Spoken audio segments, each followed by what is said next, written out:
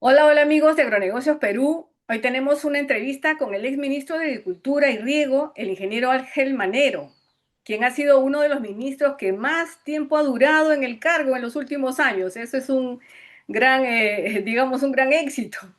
Y queremos conversar con él sobre el presente y el futuro de la agricultura en el Perú. Buenas tardes, Ángel. Hola Norma, un saludo a todo el agro del Perú. Ángel, coméntanos, tú, en primer lugar, conociste el lobo por dentro, el Midagri. Llegaste al sector, lo has visto cómo funciona. Tú que has venido del sector privado, ¿no? De los agronegocios del sector privado, ¿cómo fue esa experiencia? Por favor, coméntanos. Una experiencia apasionante, ¿no? Hemos pasado de opinar todo el tiempo de agro a tener la responsabilidad del ministerio con un equipo tan grande y también la posibilidad de hacer cosas. Como tú decías, yo estuve 19 meses siendo ministro y es un tiempo importante, sin duda. Hubiéramos preferido quedarnos por lo menos un año más, pero ya 19 meses era importante, ¿no? Y ahí se han hecho varias cosas, cosas que trascienden, digo yo, la demagogia, ¿no? Porque el agro es uno de los sectores donde más demagogia hay, donde todo el mundo espera que le regalen cosas a los agricultores, que le regalen semillas, que le regalen fertilizantes, que le regalen plantas, que le den todo gratuito.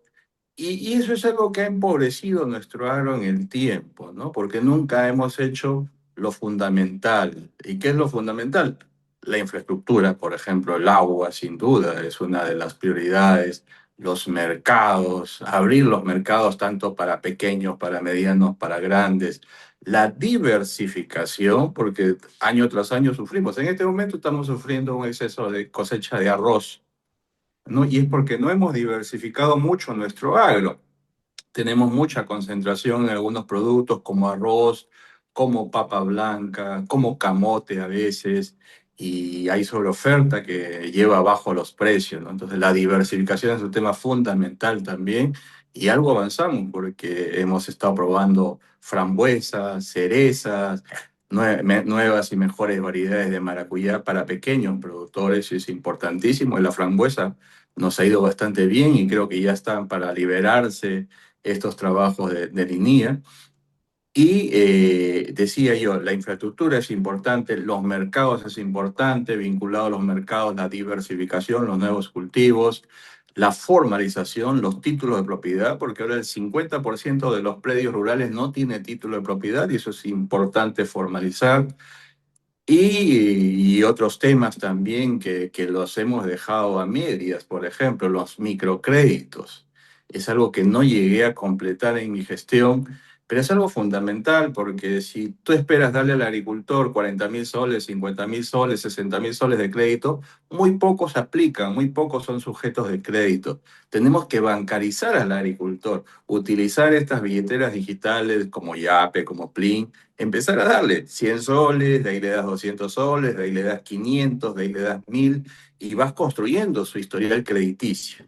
Y muchas veces el agricultor necesita 1.000 o 2.000 soles, no más, porque son insumos críticos que muchas veces necesitan, y de modo que las microfinanzas ahí son un tema importante. Y otro tema también que dejamos a media fue todo el marco normativo y marco promotor para plantaciones forestales comerciales. Ellos lo está trabajando en este momento Serfor con el Banco Mundial. Esperemos que ya en los próximos meses tengan la propuesta final. Pero allí se avanzó mucho, pero también dejamos muchas cosas ahí a medio camino, ¿no? Sí, pero algo que destacamos fue especialmente el destrave de proyectos de irrigación. Estamos hablando pues de Majesigua, Chinecas, Chavimochic 3, en fin, y muchos más. Escuchábamos de por lo menos 20 proyectos para los próximos 10, 20 años, ¿no? En adelante. Tú diste un primer paso inicial muy importante, pero ahora, ¿cómo están esos proyectos? Y se identificaron 23 proyectos. Es una cartera de 24.000 millones de dólares aproximadamente. Es algo que el Perú va a tener que desarrollar en el mediano plazo, sin duda, algunos en el largo plazo, pero es importante irlos avanzando. Y estos grandes proyectos de irrigación, pues, Solo en estudios tardan 2 años, 2 años y medio. De ahí en construcción hay que sumarle 3 años aproximadamente y en el interín conseguir el financiamiento, ¿no? Y con el agregado de que la mayoría de proyectos en algún momento se transfirieron a los gobiernos regionales. En el 2007, 2008, estos proyectos se transfirieron a los gobiernos regionales y nunca un gobierno regional ha podido hacer una irrigación importante. Entonces, la primera tarea era pedirle a los gobiernos regionales que nos devuelvan la titularidad de los proyectos. Y así lo hicimos, por ejemplo, con Chavimochic, lo hicimos con Majes, lo hicimos con Alto Piura Poechos, con Chinecas. De modo que esa fue la tarea inicial, recuperar los proyectos hacia el gobierno nacional. Y de ahí siempre, y hay que decirlo, ¿no? Uno como ministro no sabe si vas a estar tú en los meses siguientes o no. Entonces, había que buscar una estrategia que como país nos asegure que esos proyectos se iban a hacer y lo que nosotros identificamos era ir por la modalidad de gobierno-gobierno. Porque una vez que se firma el contrato ya no hay marcha para atrás. Se tiene que avanzar nomás. Claro, lo pueden dilatar, lo pueden postergar un poco, pero finalmente siempre se va a hacer, ¿no?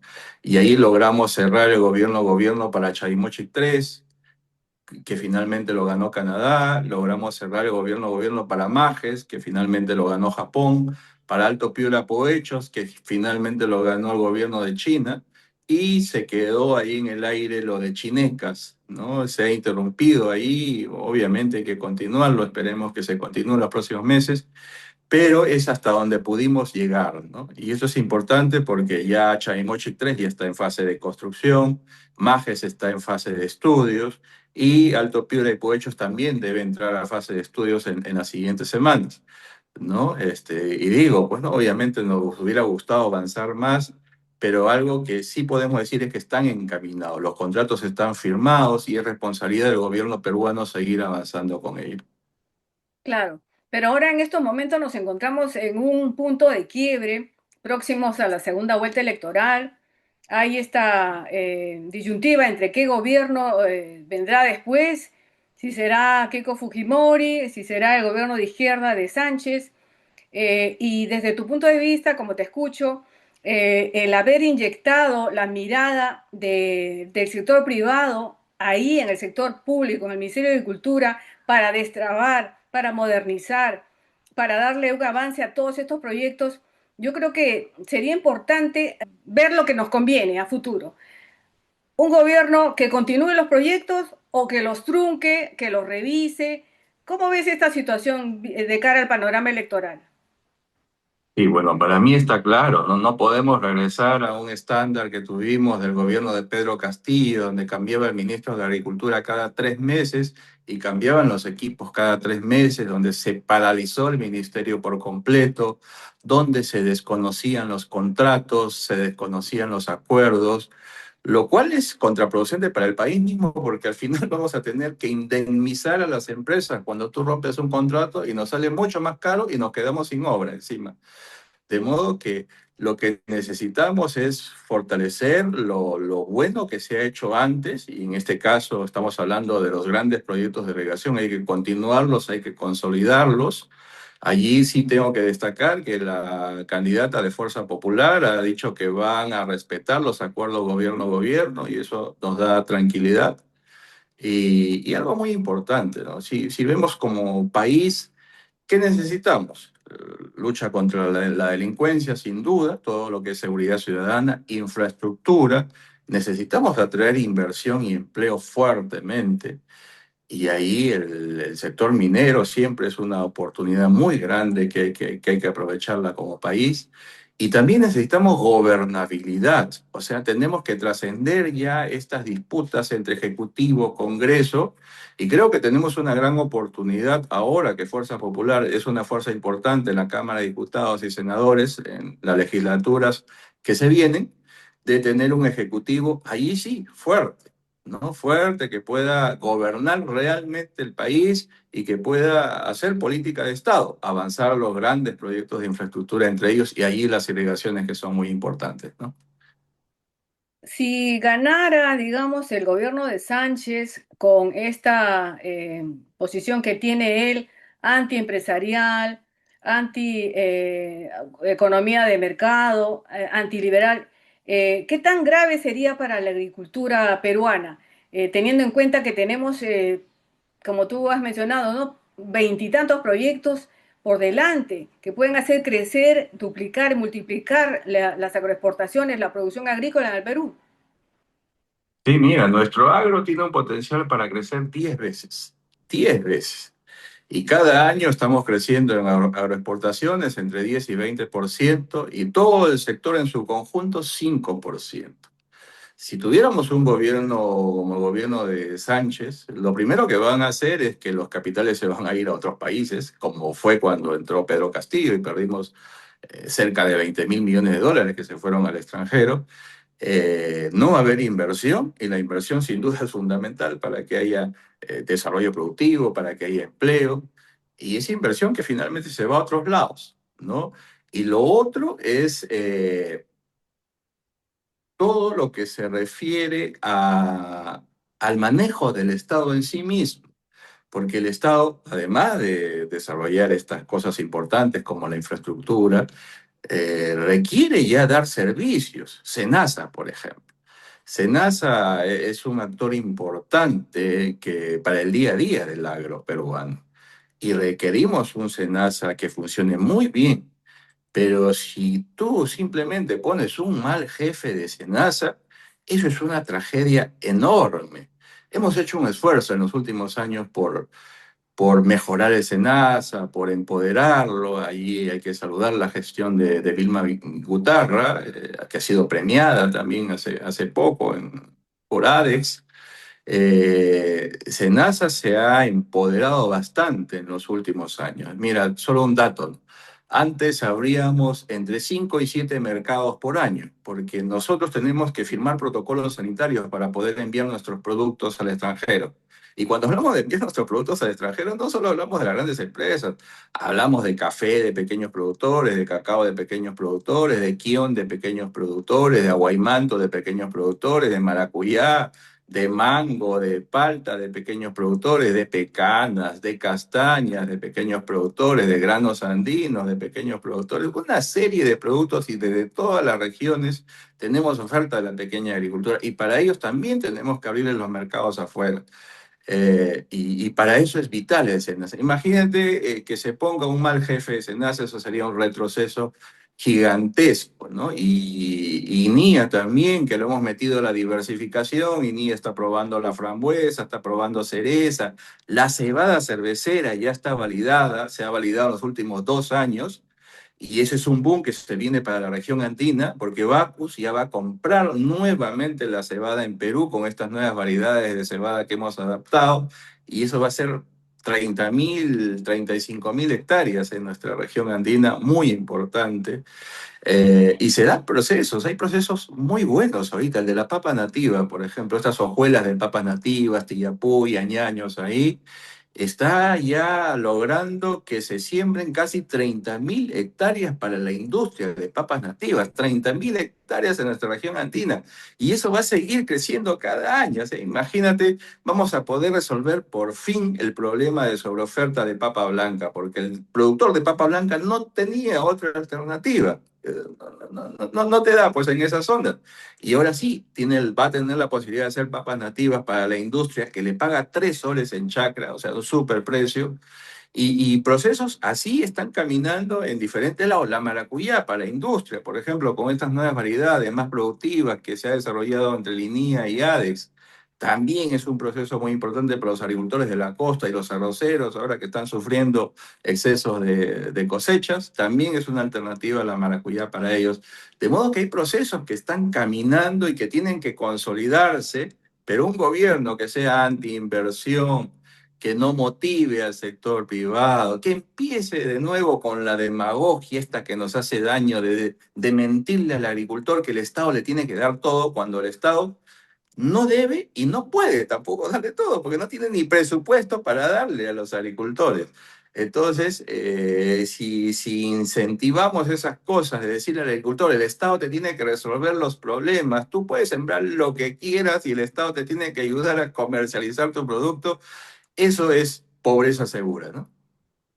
Claro, y de repente esta narrativa, como le llaman, mal entendida, es la que ha llevado a mucha gente del campo, de la sierra, de lugares alejados, a creer que el Estado no está con ellos y que por eso deben votar por, digamos, ofrecimientos populistas como el de Castillo y ahora su representante Sánchez.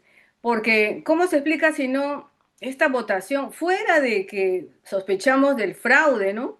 ¿Cómo se explica esta votación mayoritaria, al parecer, en algunas regiones por el candidato radical, ¿no? Sin mencionar, por ejemplo, Tacna votó por Belmont. Ganó Belmont ahí. Porque hay una serie de mentiras populistas, demagógicas, como decía Castillo, ¿no? Vamos a regalarle los fertilizantes. Y ni siquiera pudo hacer una compra de fertilizantes durante su gestión. Fue terrible. Y iba a ser una compra pequeña y eso no iba a alcanzar para nada, casi. Y ni siquiera pudieron comprarla, ¿no? Entonces se le miente que el Estado te va a dar fertilizantes, semillas, que te va a dar maquinaria, que te va a comprar tu producto, que te va a pagar bien, cuando la gente informada sabe que el Estado no está en capacidad de hacer eso. No debe, porque obviamente el Estado tiene que hacer las cosas más fundamentales, infraestructura, salud, educación, estos temas, y tampoco puede, porque no tiene presupuesto ni las capacidades, ¿no? De modo que hay muchas mentiras allá. Claro que muchas de estas mentiras se creen y se usan políticamente, pero eso nos ha hecho mucho daño en décadas de la historia de la agricultura, ¿no? Claro, pero también muchos dirán que sí, pues, pero no tiene recursos el ministerio porque hay mucha burocracia. ¿Cómo Ajá. viste esto, Ángel, tú que estuviste en el Midagri? Pero precisamente son estos gobiernos populistas que hemos tenido a través de la historia que han contratado muchísima gente y son gente que tiene casi estabilidad laboral. El gobierno de Castillo casi se aumentó el 50% la plantilla del ministerio y son gente que no puedes retirar. Porque son contrato CAS. Son contrato casa, ahora que son casi indeterminados, no los puedes anular. Y es Ese es más, un ya gran lo... problema, es un gran problema porque ni bien llegan, se convierten en CAS y si algo le pretenden sacar, los pretenden mover, acuden al sindicato. Entonces no hay forma. exacto. Y luego nos quejamos, que todo el dinero se va en gasto corriente, los sueldos, las planillas y no queda para el resto. Pero no sabíamos, por ejemplo, como tú nos acabas de decir, que tanto burócrata había metido el gobierno de Castillo. Oh, sí, nos hace muchísimo daño. Estos Una gobiernos, agencia de empleos, estos gobiernos populistas que solemos tener frecuentemente. Eh, y el agricultor, tenemos que aprender a ver la agricultura como un negocio, porque muchas veces romantizamos, idealizamos la agricultura, y la agricultura es como un salón de clases. Hay un tercio de estudiantes que se esfuerzan, hay un tercio que sobrevive y hay un tercio que son malos estudiantes. Y igual tenemos en agricultura, tenemos muy buenos agricultores, tenemos agricultores ahí en un nivel intermedio y hay malísimos agricultores también. Entonces, lo que tenemos que hacer es darle competitividad y darle las herramientas para que el buen agricultor pueda desarrollar, pueda crecer, que empiece a comprarle a los vecinos que no manejan bien la tierra, porque como decía, hay algunos muy buenos y hay algunos muy malos, pero tenemos que ir quedándonos con los buenos y hacer que estos crezcan, que estos desarrollen y que ganen mucho dinero, por cierto. ahora ya tenemos la ley de promoción agraria, está reglamentada. ¿De qué manera esta ley puede favorecer al pequeño agricultor? Se dice que esta vez va a poderse encadenar con la gran agricultura tiene incentivos para comprarle sus productos, pero en los hechos, ¿es posible, es real, es efectivamente viable? Y es viable, pero hay que llamar la atención del Ministerio de Agricultura porque no se han reglamentado dos cosas fundamentales. Uno es la devolución del IGB a los pequeños productores. No se ha reglamentado, lo han entrampado ahí, se están tirando la pelota con el Ministerio de Agricultura.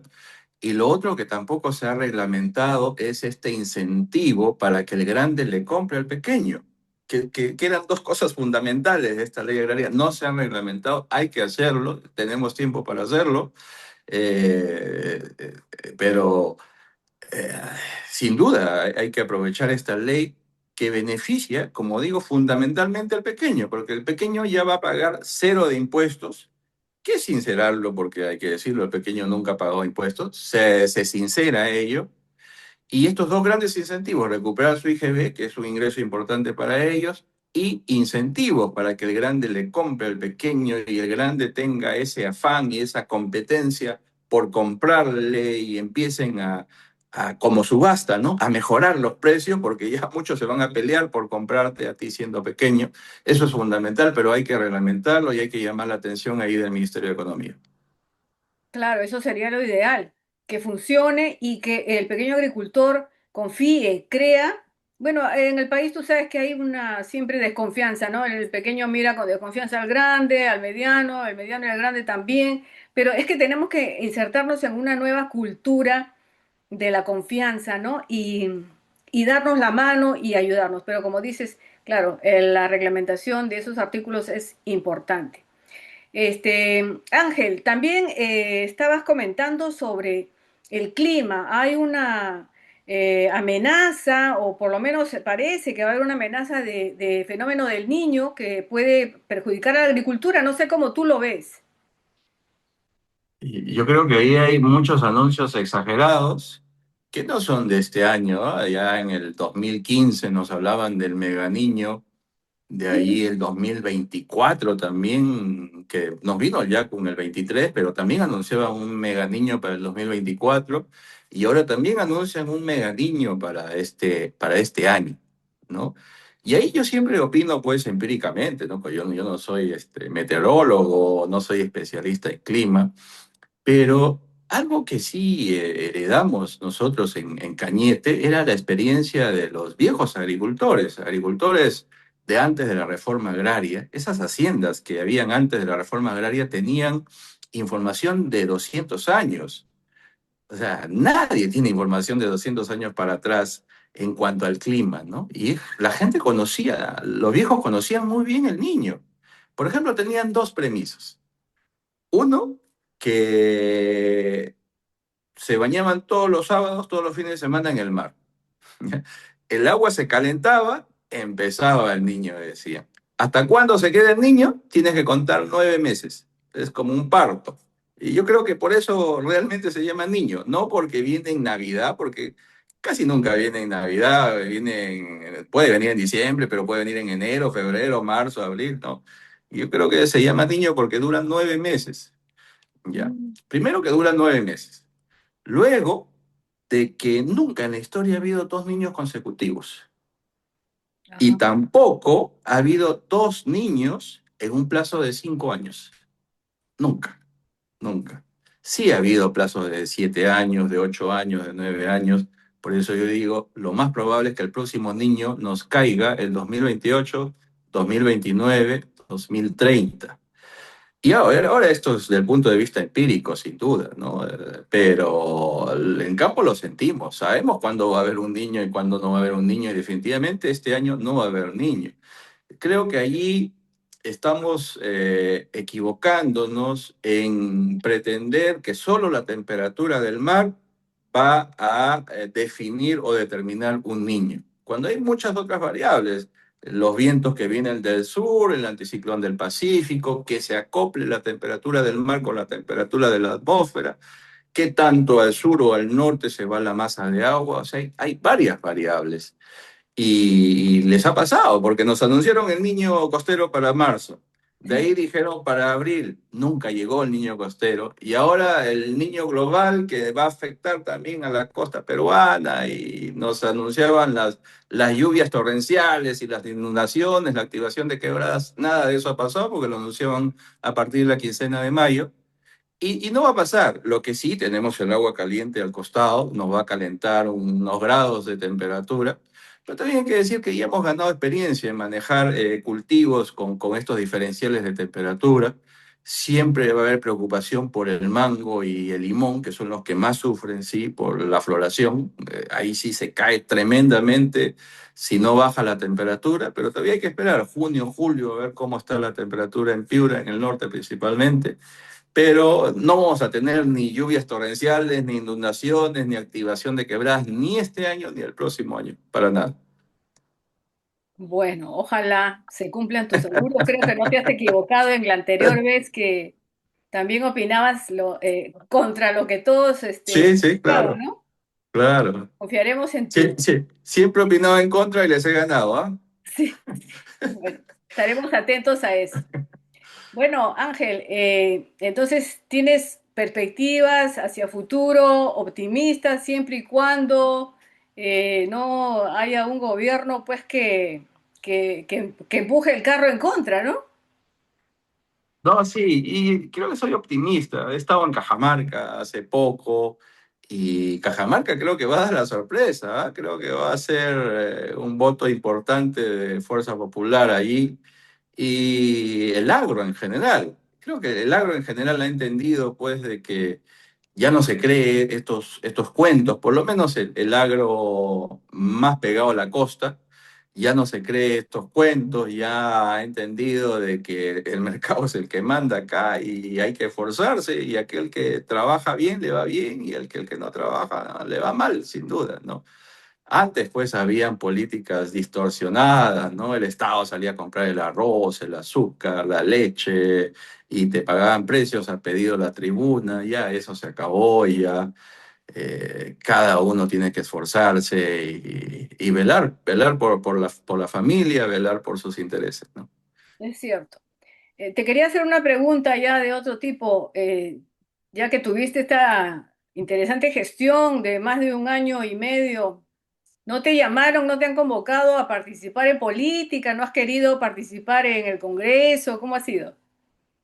Oh, me invitaron tres partidos políticos para postular. ¿Por qué no aceptaste? No, yo transparentemente, tengo la ilusión de seguir cerca del Ministerio de Agricultura. Creemos que se necesita consolidar esos procesos que empezamos, los grandes proyectos de irrigación principalmente, y hay que estar cerca de ello para que se puedan lograr. Ah, claro, o sea, tu aporte lo ves del lado más del Ejecutivo. Sí, así es. Ah, bien. Bueno, Ujú. Manuel, Ángel Manero, te agradezco por esta entrevista. Muchas gracias por conectarte y estaremos conversando más adelante, en las próximas semanas, viendo pues los resultados de estas próximas elecciones y viendo con ello el futuro de nuestra agricultura, de la economía y del país. Muchas Creo gracias, que no, Ángel. creo que nos va a ir bien. Vamos con esperanza y Con con un fe. producto del agro, el producto naranja. Muchos saludos. Bien, hasta pronto. Gracias. Saludos. Chao.